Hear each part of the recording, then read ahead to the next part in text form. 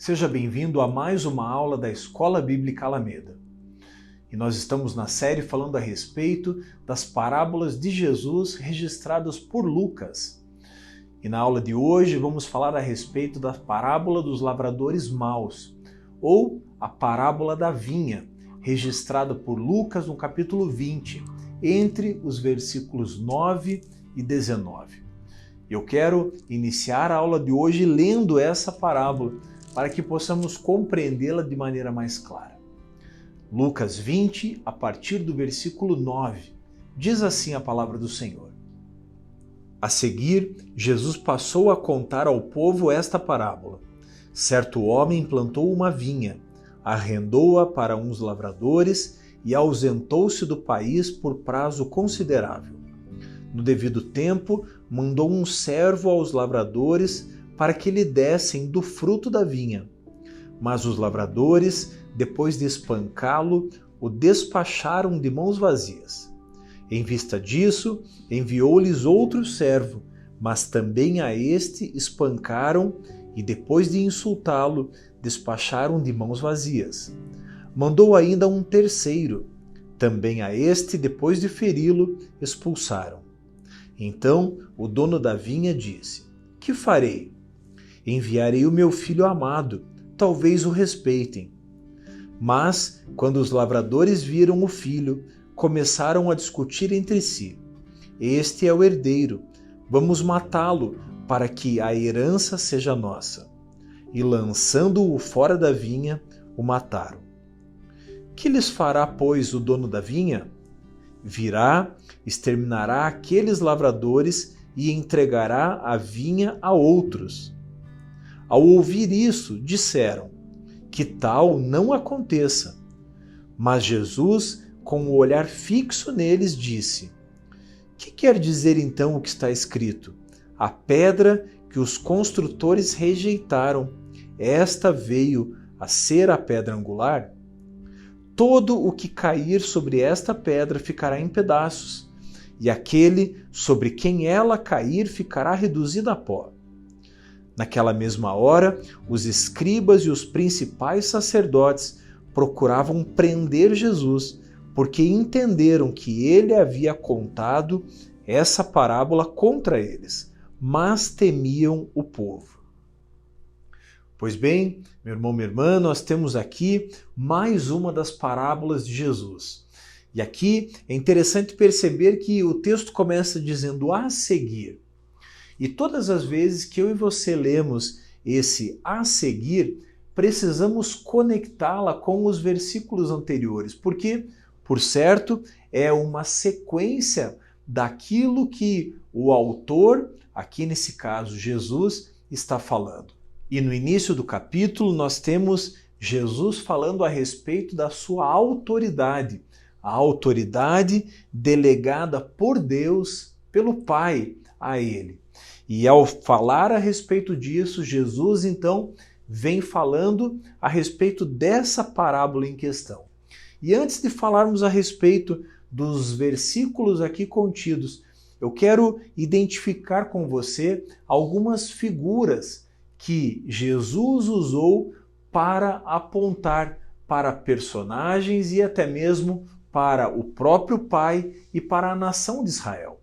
O texto começa dizendo lá no versículo 9 que certo homem plantou uma vinha. Esse homem, o dono da vinha, aqui é Deus. Deus, o Criador, o dono de todas as coisas, o dono de todo o ouro, de toda a prata, o dono da terra, o dono dos céus, do universo. Ele, então, é esse homem representado aqui. Certo homem, ou seja, Deus. Deus plantou uma vinha. Todas as vezes que eu e você identificamos na Bíblia histórias envolvendo a palavra vinha, a palavra oliveira, figueira, na grande maioria das vezes ela se refere à própria nação de Israel. Ou seja, Jesus começa dizendo que Deus plantou uma vinha. Ou seja, Deus levantou Israel. Deus deu todas as condições para Israel frutificar. E o texto continua dizendo no mesmo versículo 9 que ele arrendou para uns lavradores. Aqui, esses lavradores podem ser identificados como os fariseus, como os sacerdotes, como os anciãos, os escribas. Esses são os lavradores para os quais Deus então designou que cuidassem dessa terra.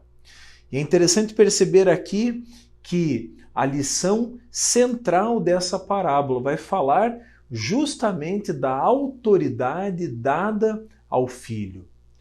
E é importante perceber também que essa parábola fala de autoridade, mas fala também para aqueles fariseus, escribas, anciãos, sacerdotes. É justamente destinado a eles essa história, essa parábola.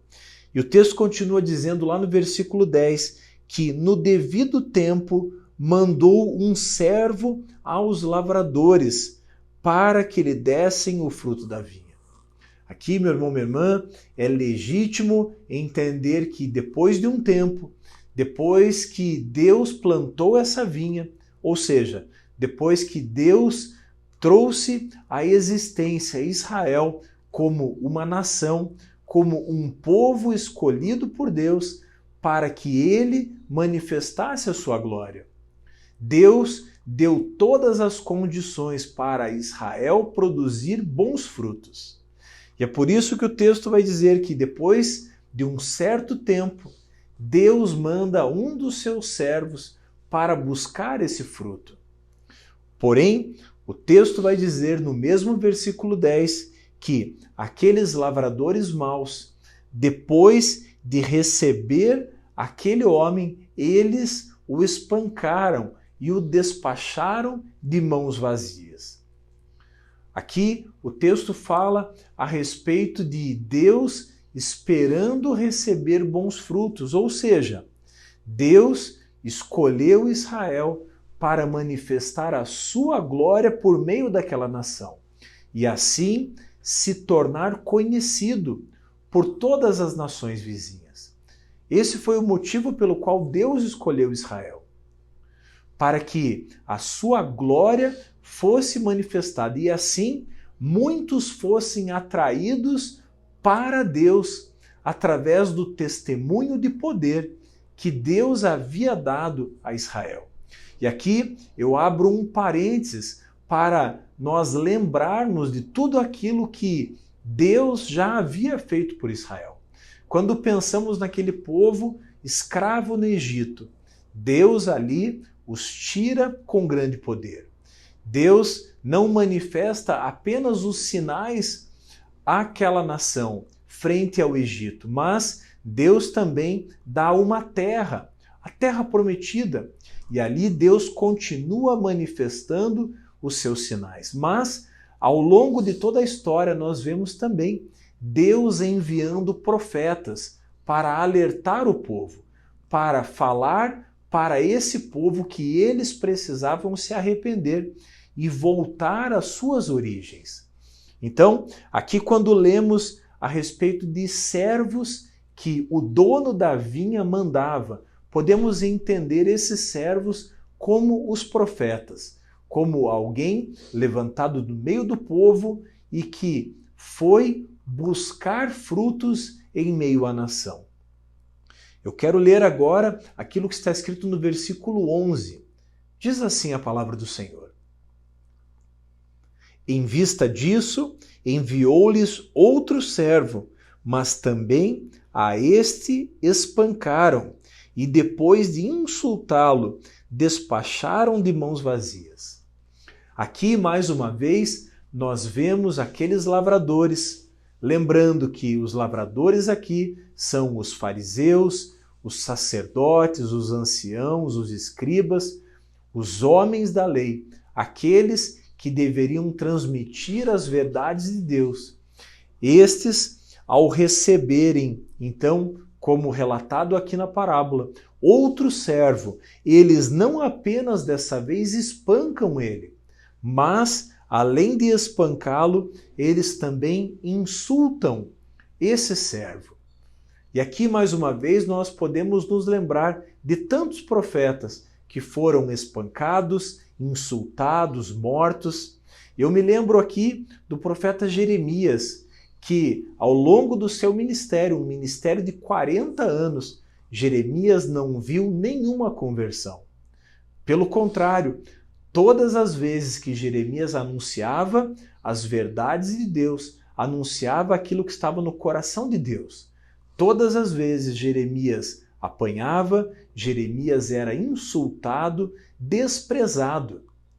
Por isso, essa parábola, a parábola da vinha ou dos lavradores maus, vai falar diretamente àqueles homens, fariseus, anciãos, sacerdotes, homens da lei, vai falar diretamente a eles como uma palavra de confronto.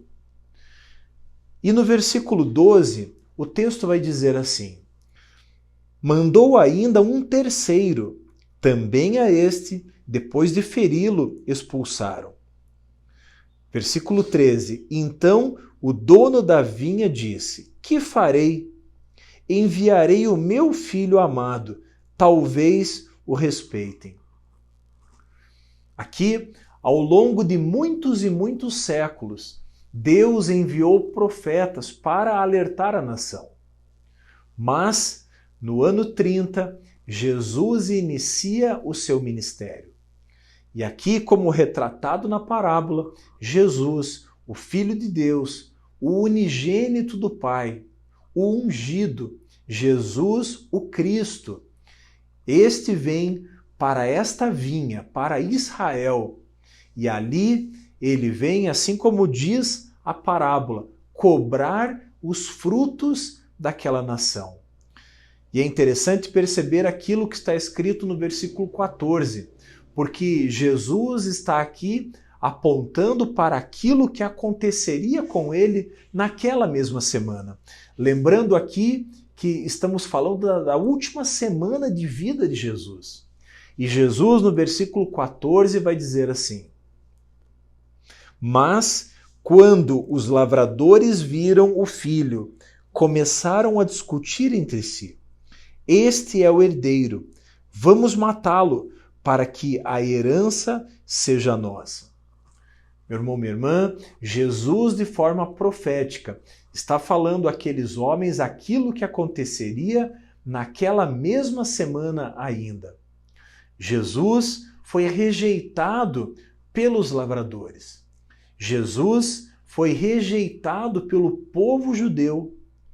Jesus, aquele que veio para redimir o povo, foi rejeitado pelos seus. E é justamente isso que a parábola está retratando. E no versículo 15, o texto segue dizendo assim: e lançando-o fora da vinha, o mataram.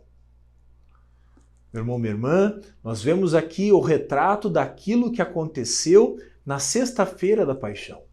Jesus, após ser rejeitado, foi levado para fora da cidade, para fora dos muros de Jerusalém, e ali foi crucificado e morto.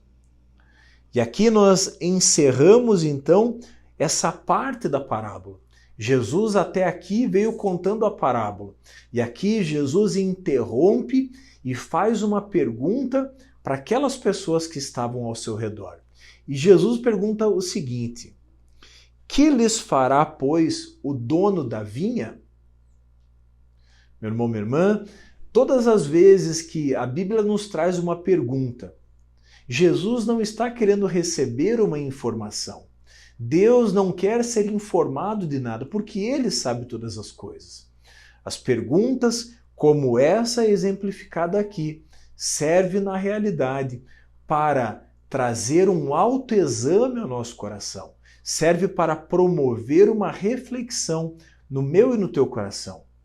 E o texto continua dizendo, a partir do versículo 16, Jesus respondendo aquela mesma pergunta que ele fez.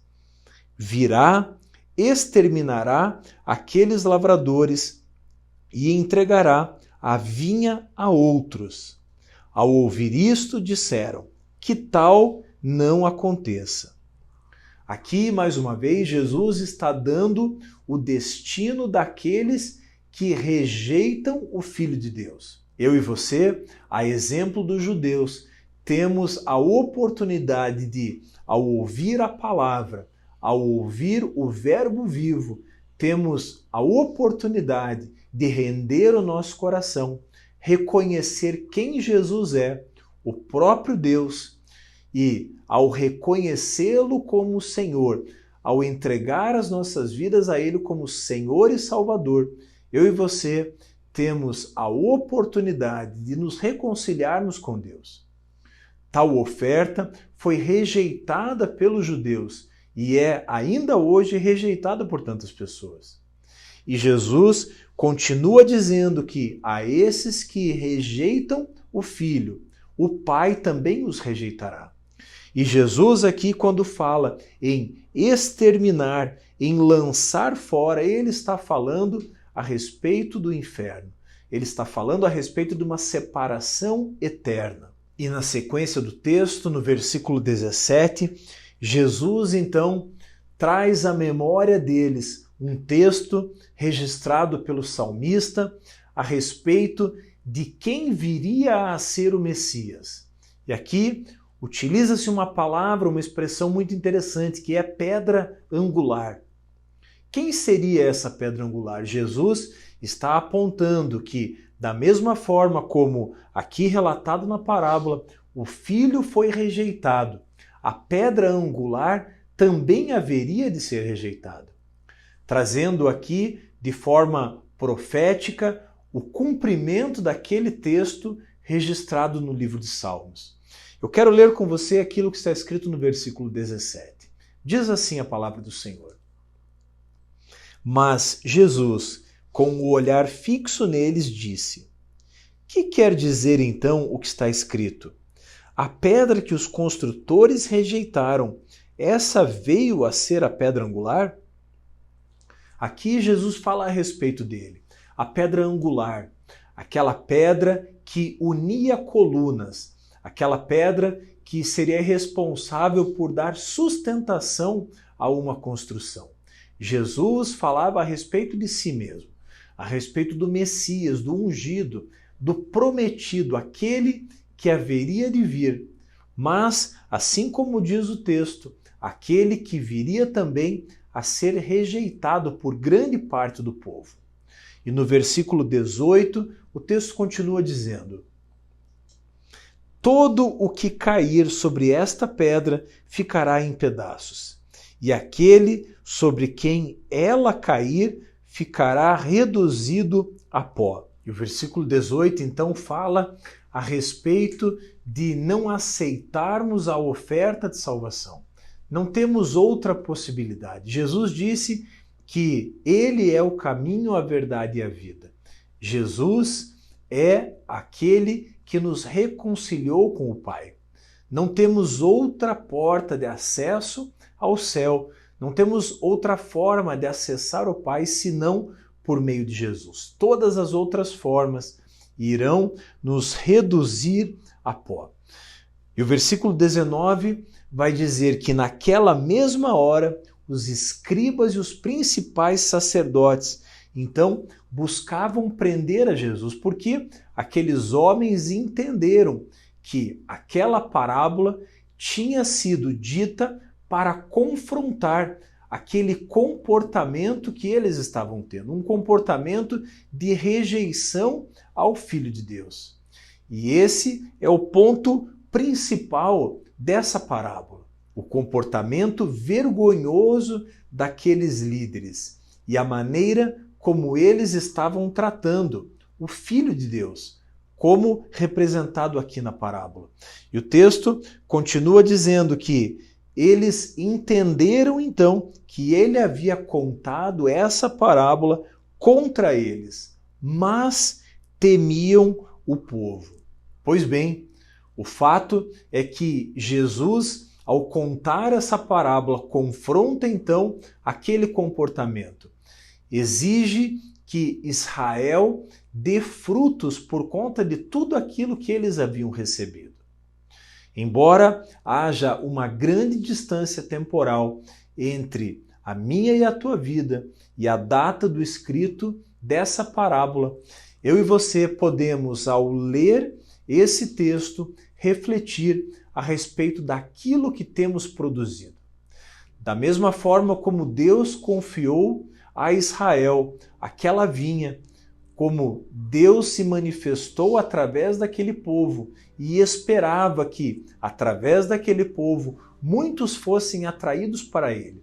Da mesma forma, hoje, eu e você, moradas do Espírito Santo, moradas do próprio Deus, também somos chamados à responsabilidade daquilo que temos produzido a partir daquilo que Deus já nos deu. A verdade é que Deus já nos deu todos os mecanismos necessários para produzirmos fruto, para correspondermos à presença, à bondade e à graça que Ele tem derramado sobre nós. Por isso, ao ler esse texto, eu e você precisamos ser desafiados a ter uma vida que produza frutos, que você possa ser alguém que frutifique onde você estiver, seja no seu ministério, seja no seu trabalho, seja na sua casa, na sua família. Eu e você somos chamados para darmos bons frutos e para correspondermos àquilo que Deus já fez por mim e por você. Pois bem, nós vamos encerrando aqui mais uma aula da Escola Bíblica Alameda. Eu te convido a ler esse texto na sua casa mais uma vez e a refletir o quanto você tem produzido de fruto a partir daquilo que Deus tem colocado nas tuas mãos. Se você gostou desse vídeo, se ele foi útil, deixe o seu comentário, deixe o seu like, inscreva-se no nosso canal e não esqueça de ativar o sininho para receber as nossas atualizações. Deus te abençoe e até a nossa próxima aula da Escola Bíblica Alameda.